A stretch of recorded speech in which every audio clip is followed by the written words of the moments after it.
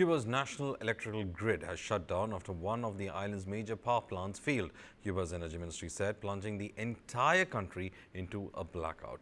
Approximately 10 million people are without power after Antonio Guiteras' power plant went offline shortly before midday.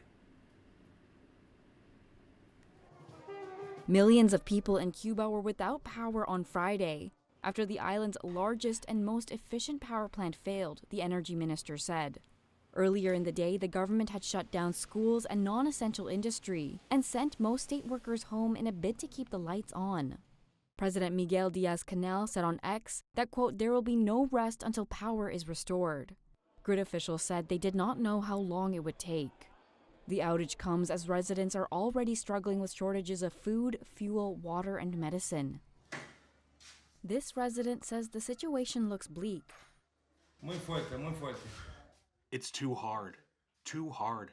This is in decline, and there are more and more blackouts. This is on the verge of total collapse. While demand for electricity grows, fuel supply has all but dried up on an island that produces comparatively little of its own. Prime Minister Manuel Marrero spoke on national TV on Thursday. He said the blackouts were due to the situation well known to most Cubans: deteriorating infrastructure, fuel shortages, and rising demand.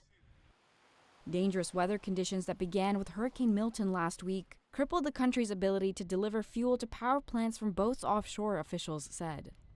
The government has also long blamed the U.S. Cold War-era embargo and sanctions under former President Donald Trump for difficulties in acquiring fuel and spare parts to operate its oil-fired plants. Cuba's largest oil supplier, Venezuela, has also reduced shipments in the first 9 months of the year, according to vessel monitoring data and internal shipping documents. Russia and Mexico have also greatly reduced fuel shipments to the island. Earlier on Friday, Cuban electricity officials said they expect power generation to improve in the coming days, as the weather allows fuel from prior deliveries to be distributed around the island.